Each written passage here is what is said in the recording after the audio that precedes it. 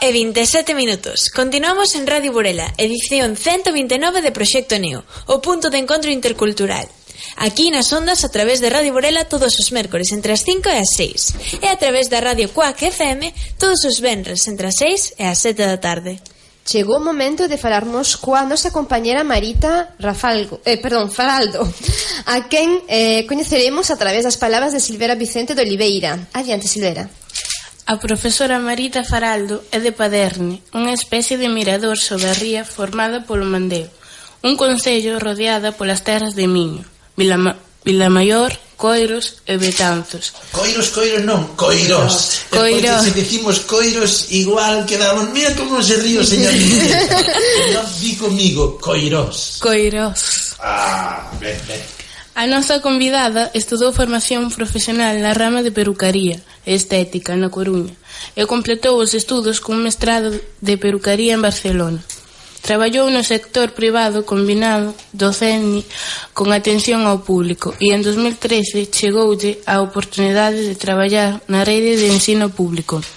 Neste momento está facendo unha substitución no Instituto Perdouro. Acabamos de escoitar en síntese o perfil dunha persoa perseverante, así como a palabra longa, perseverante. Unha persoa que estudou formación profesional nun sector con estabilidade laboral medio baixa, mas logrou sair adiante. Non foi así, Marita? Sí, así foi. Benvida, boa tarde. Gracias.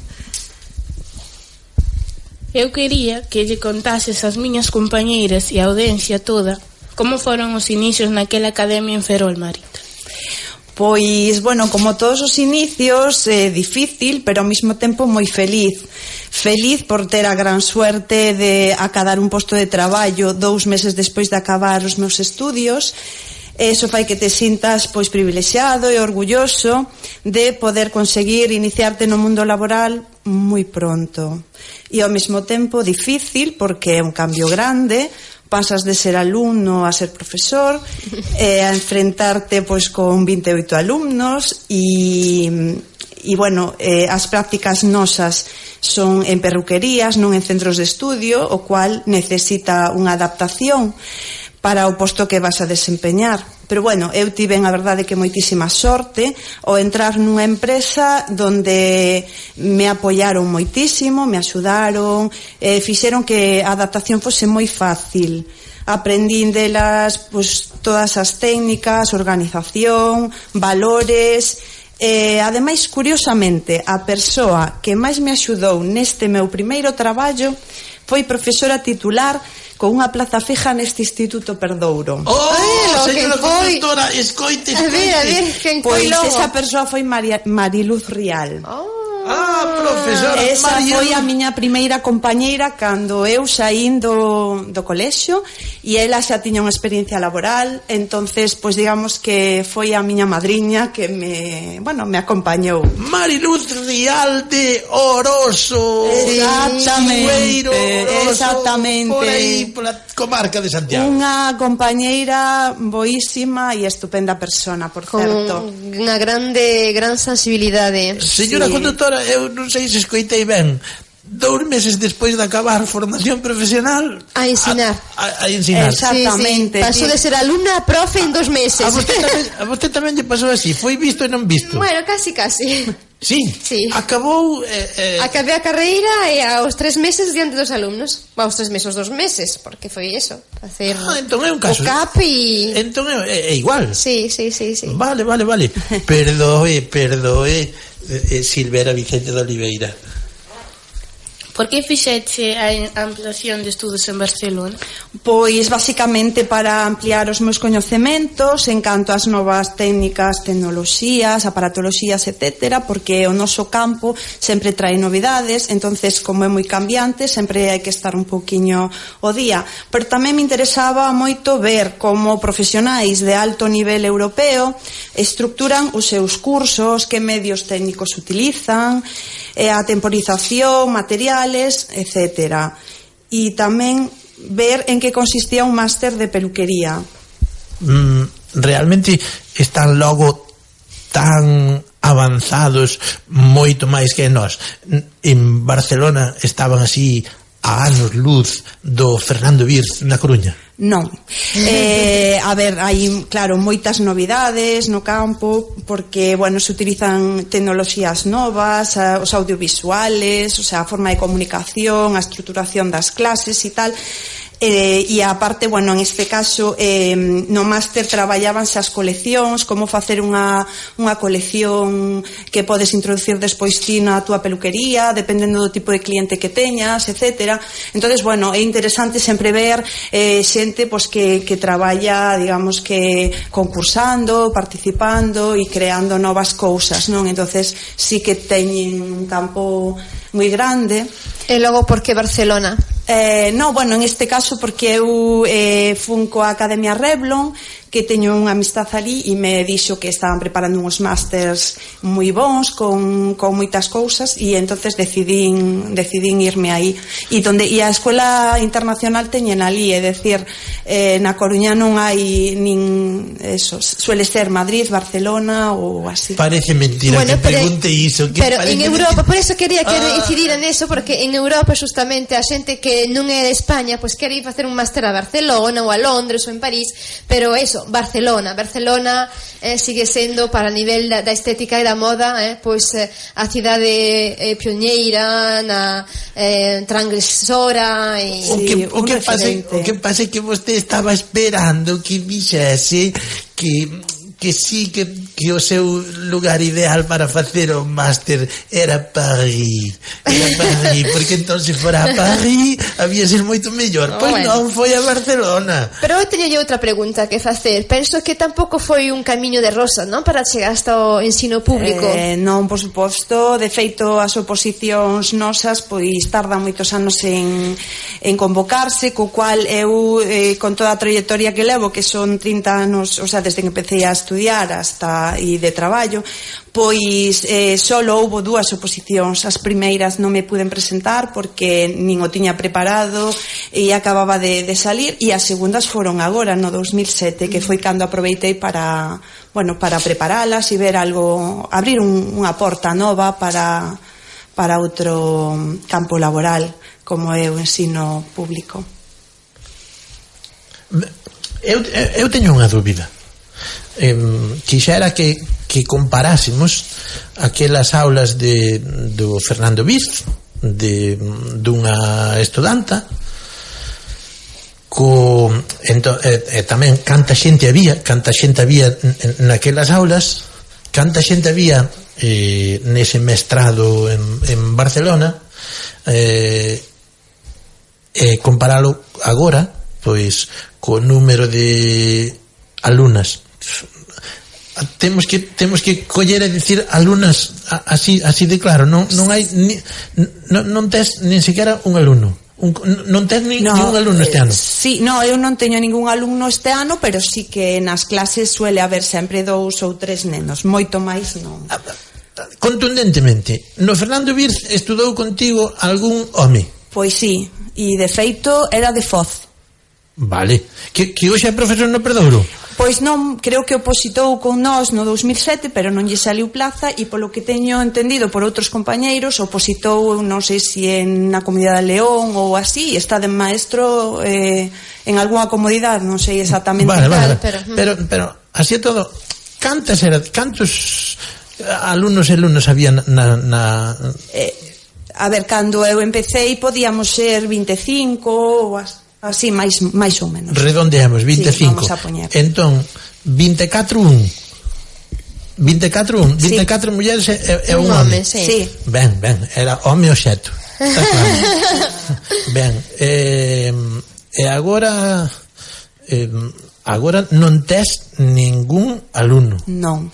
Ben, 25 cando fuche estudanta. En ese mestrado en Barcelona, como era ese ensino? No mestrado éramos tamén a maioría mulleres, e debíamos de ser como 18, máis menos, pero sí que había 3 homes, a proporción vai a maior. 3 homes, claro, porque xa é a ver, ese mestrado xa é algo elitista, No, algo non. Xa é moi elitista. Bastante. Claro. Entón aí xa máis homes. E se é aí concurso, entón aínda máis. Aí Sí.